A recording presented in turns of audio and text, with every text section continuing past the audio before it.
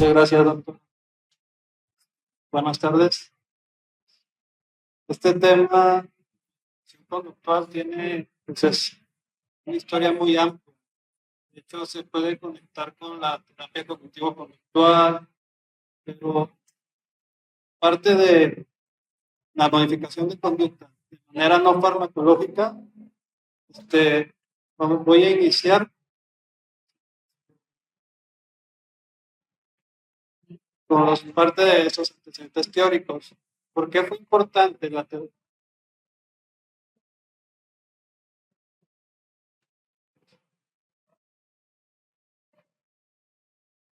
Muchas gracias. Los antecedentes teóricos de la terapia cognitivo-conductual y de modificación de conducta nos remontaría a la parte de Iván Pavlov, donde sus experimentos en laboratorios con animales llevaron a generar una serie de aprendizajes. Esto era la psicología experimental y las teorías de aprendizaje. De hecho, llevar estudios de animales para pasarlos a personas era una de las mayores críticas. Sin embargo, todos recordarán esa parte de la respuesta fisiológica del perro de ver un hueso, la parte de la salivación. Luego Pavlov metía la campana para buscar generar una respuesta fisiológica, pero en un inicio no había esa respuesta que él buscaba. Entonces, al sumar el hueso y la campana y hacerlo como un patrón de conducta, él condicionó al perro para que después la campana le generara esa respuesta de salivación. Siendo ya hasta 1958 con la obra de Bow, donde él empieza a hablar sobre técnicas de modificación de conducta.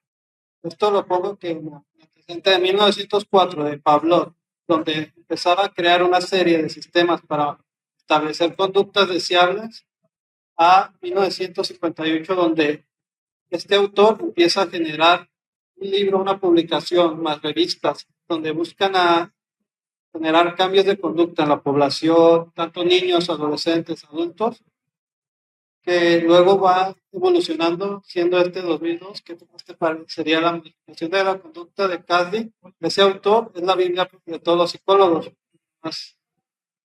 Pero ya a etapas de 2024 estamos hablando de 450 papers y libros que van a evolucionar. Cada año hay más y más.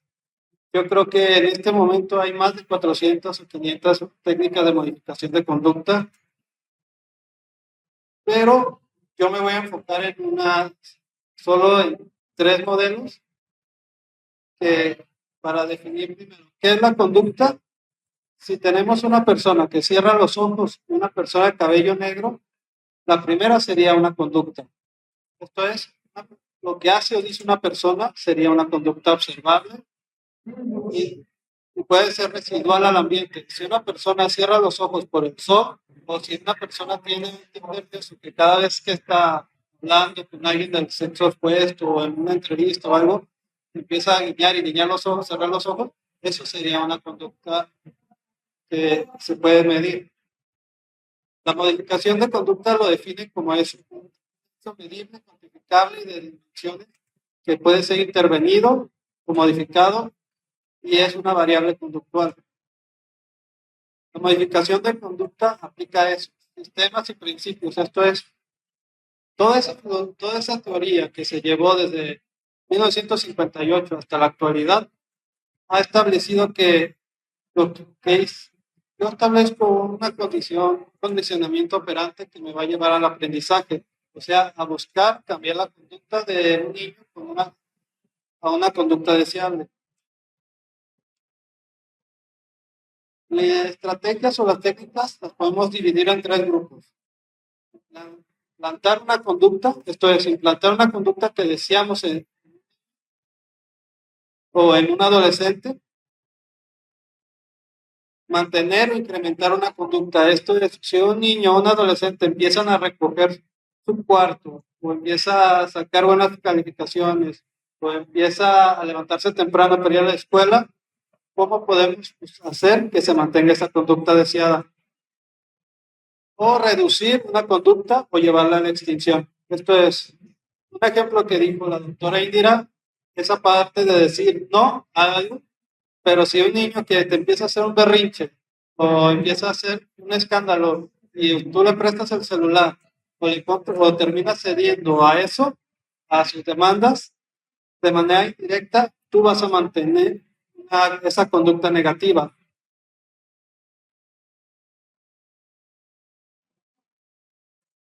Implementar conductas sería el modelamiento. Si quiero enseñar a un niño a hacer algo o a un adolescente, podemos hacerlo por medio de dibujos o uno mismo. Eso se usa mucho en el autismo. El modelamiento sería la parte donde tú lo haces y el moldeamiento sería donde lo muestras. La investigación y las instrucciones verbales. Esto sería llevar al niño o al adolescente a que genere cambios de conducta a través de, sería de llevarlo con ejemplos y sería dándole instrucciones y luego volverlo a autoinstrucciones.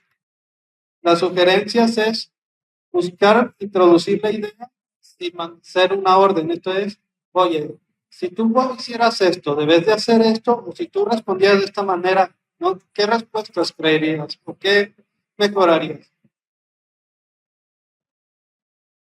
Técnicas para incrementar, para mantener o incrementar conductas, la más conocida sería el reforzamiento positivo, lo que les decía hace un momento. El reforzamiento positivo tiene de dos sopas, por decirlo así. El reforzamiento positivo puedes tú hacer que se incremente esa conducta deseada o puede incrementar la conducta no deseada. Ahí sería un reforzamiento positivo de manera negativa. Y esto es muy común de que los adultos también caigamos en eso. Y más en el sentido de la pareja. Por ejemplo, si el papá del niño de manera siempre está pidiendo, exigiendo y gritando, recibe digamos que llega a la casa y quiere comer y empieza a gritar y el niño o el adolescente está viendo que a través de los gritos recibe lo que él quiere, ese sería un reforzamiento positivo de manera negativa. Sin embargo, el reforzamiento positivo nosotros lo podemos hacer a través con los papás y los maestros, como felicitando cuando logra un éxito, cuando empieza a hacer lo que queremos, tener esas conductas adaptativas y funcionales dentro de la escuela o dentro de la casa. El contrato de contingencia, esto es establecer reglas y patrones con el adolescente o el niño para que él reciba algo. La economía de fichas. Aquí es un ejemplo. Buscar a través de manera visual que el niño vea como logro. Si logra lo que nosotros buscamos o esos cambios de conducta, una cara sonriente, que él lo esté viendo de manera, o sea, de manera concreta y visual, y que él vea cómo está logrando. De hecho, después se vuelve un reto para él llenar todos con caritas felices.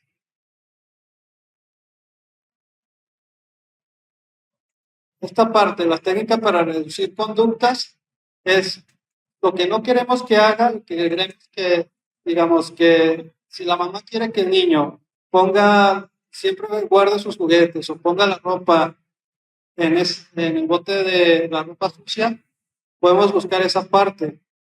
La extinción, que sería hacer que el niño empiece a darse cuenta de que debe que cortar esa conducta desadaptativa. Esto, la saciedad, que el niño empiece a nosotros a estar forzando, trabajando con él, esa parte de que él mismo introduzca de que debo que hacer ese cambio. El castigo lo podemos, castigo negativo o positivo. El castigo negativo sería que hay una consecuencia a su conducta desadaptativa. Esto es, que él pierde algo. El castigo positivo es que llevarlo a que él empiece a darse cuenta de su error y que él va a establecer su consecuencia Esto es que él mismo va a ser consciente de su castigo. Y el reforzamiento de conductas incompatibles. Esto es decir, hacer que el niño mismo empiece a entender que él no puede hacer eso. Ahí se trabaja mucho. Esta parte se va mucho con la edad, con lo que presentó la doctora Indira, cuando el niño ya empieza a tener esa cognición social, ese proceso de empatía hacia el otro. Por ejemplo, si él llega a golpear dentro de la escuela a otro niño, a otra niña, entonces, ¿cómo se sintió él? ¿Cómo crees que se haya sentido? Y entonces llevar que él empiece a comprender y hacerlo consciente que esas conductas no van, pero reforzar ese aprendizaje.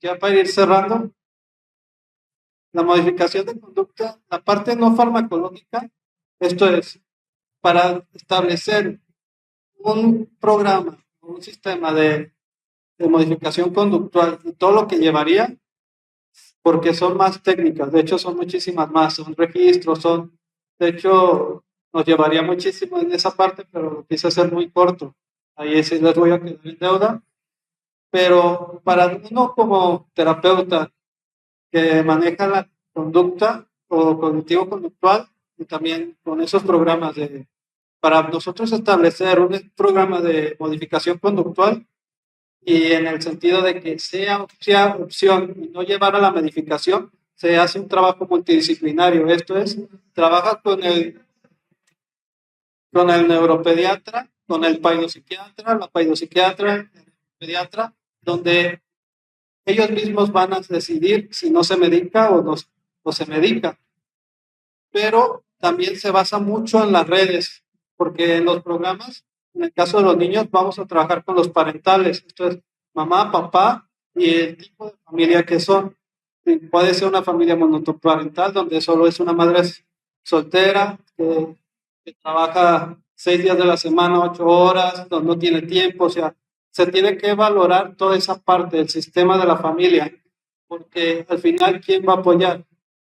Si queremos hacer modificaciones conductuales, tenemos que cuidar mucho el ambiente y ser objetivos en eso, porque en muchas de las situaciones el trastorno no es que haya un trastorno, sino el mismo ambiente está desencadenando esas conductas desadaptativas. Entonces, es lo que el terapeuta que va a dar un programa de modificación conductual va a valorar y va a trabajar multidisciplinariamente. Pues por mi parte sería todo. Muchas gracias.